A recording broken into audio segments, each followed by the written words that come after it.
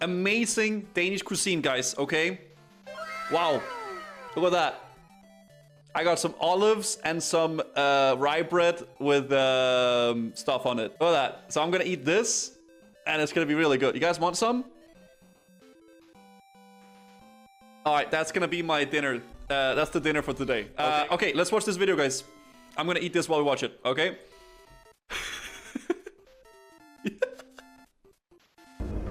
Let me take you to a fantasy world.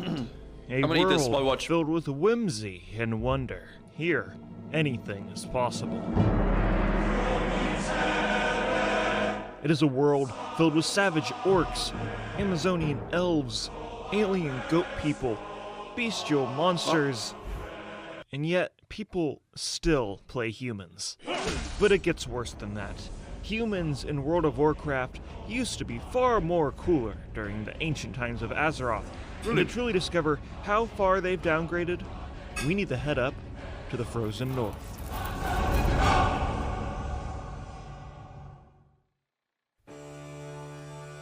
Chapter 1, The Curse. Okay.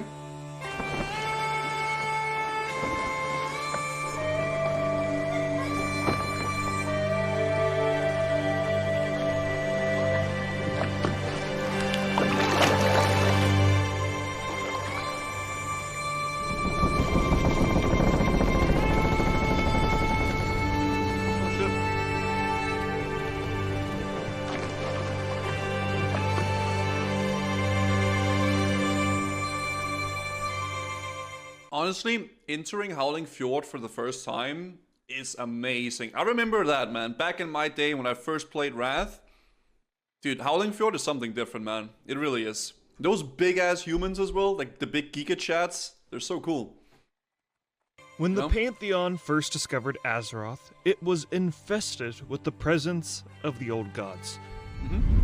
In order to dispose of this void threat, they created Titanforge beings made of steel and stone, whose mission was to defend and shape Azeroth into an inhabitable world while the Pantheon disappeared into the cosmos. Creations like the Earthen molded the world's mountains. Mechanomes maintained the Titan machineries. And the Vikrul were one of the defenders while this new world was shaped into their liking. The Vikrul participated in the War of the Black Empire, a mighty battle lasting thousands of years that ended with the old gods imprisoned and a world protected. Or so they thought.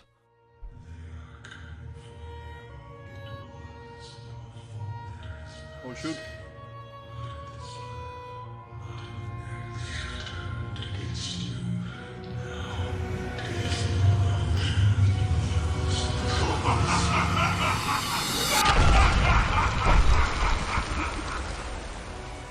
Within his prison, the old god Yogg-Saron infected the Forge of Wills with the Curse of Flesh.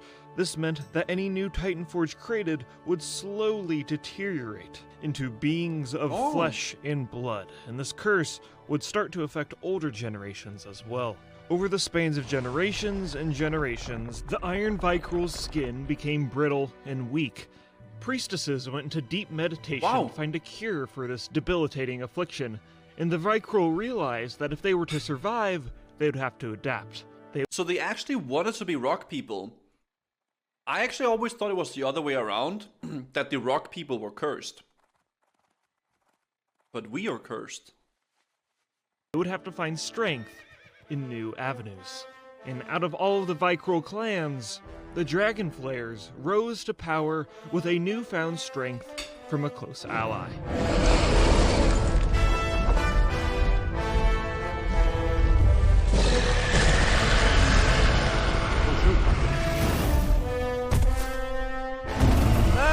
By taming and befriending wild proto-drakes, the Dragonflayer clan was able to defeat one of their biggest enemies, the Jalgar, a race of humanoid bear people who would retreat into Central Kalimdor, where they would eventually be known as the race called the Furbolgs we know today. So they're just like a really tame version of that big badass guy.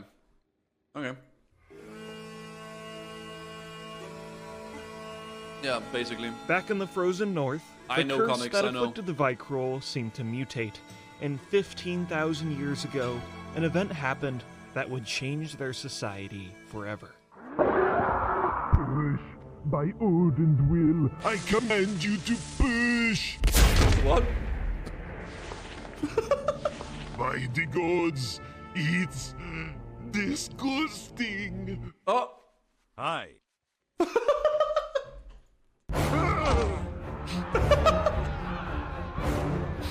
Seemingly overnight, the curse had evolved, and new Vikrul born Really? were disfigured runts. A guy walked up to me and said, I'm a teepee, I'm a wigwam, I'm a teepee, I'm a wigwam.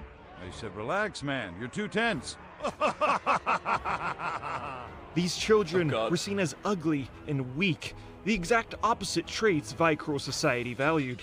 They were deeply divided on what to do about this issue. So the Vikrul are basically like Danish people. Big, tall, Giga-Chad alphas.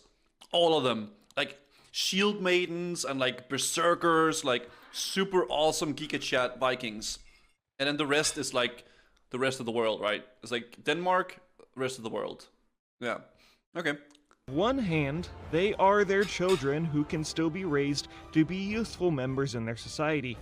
But on the other hand, the Vikrul race must remain pure, and these cursed bastard children only seek to taint the lineage of their race.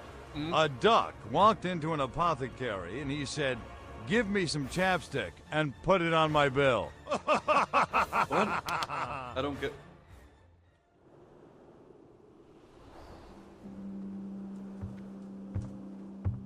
What?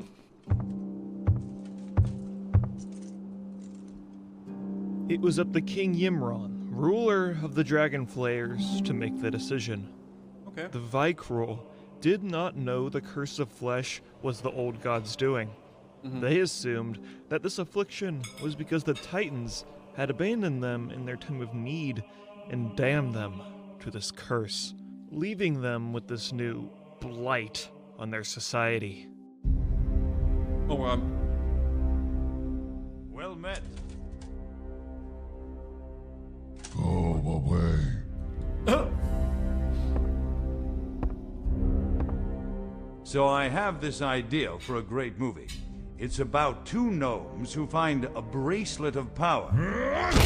Go away! What? Is the... And they have to take it to the burning steps and cast it into the cauldron. They formed the Brotherhood of the Bracelet. It could be a three-parter called Ruler of the Bracelet. I Wow, hate your damn gods! that's a good idea, man. Uh-huh. The first part would be called the Brotherhood of the Bracelet, followed by a couple of towers, with a climactic ending called Hey, the King. Oh, You invade my home and then dare to challenge me? There is a reason I am king! Oh, shoot. Your death is only the beginning! he really did not like that joke. Or idea for a movie.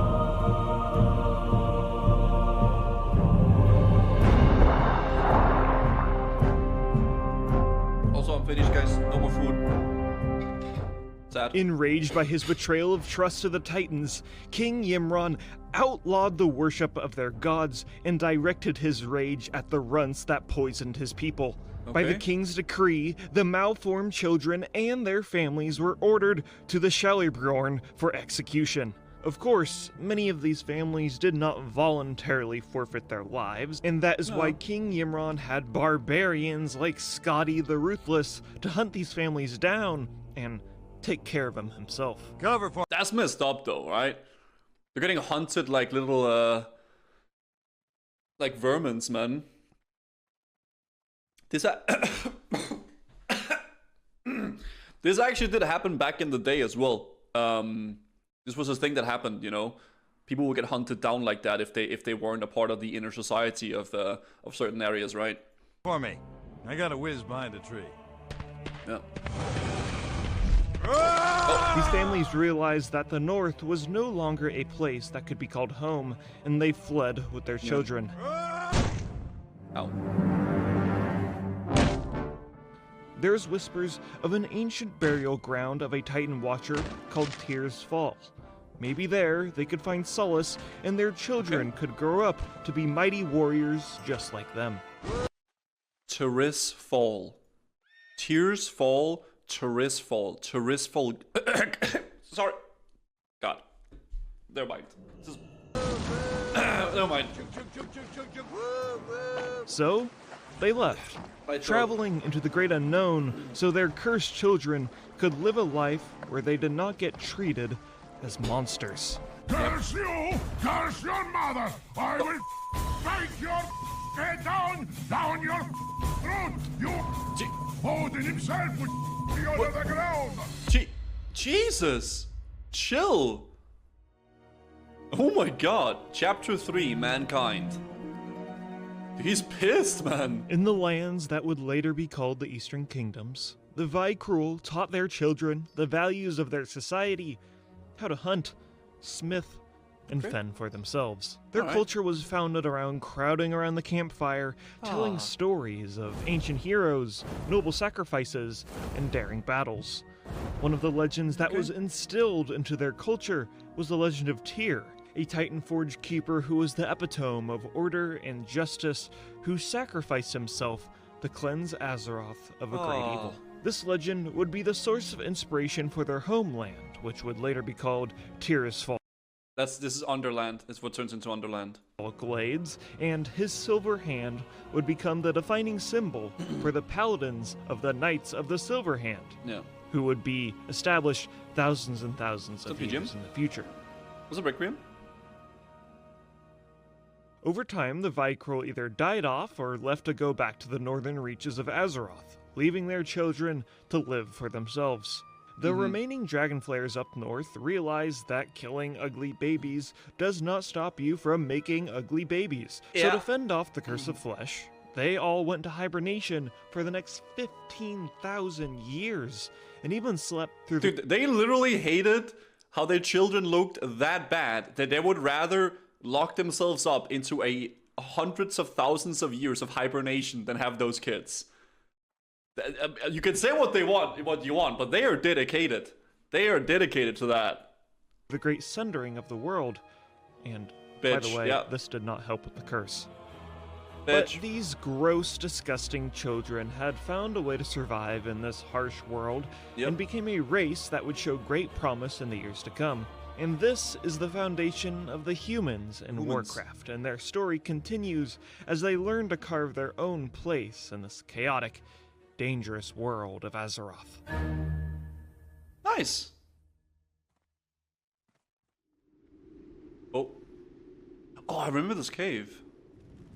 How does a Tauren hide in a cherry tree? He paints his hooves red. Okay.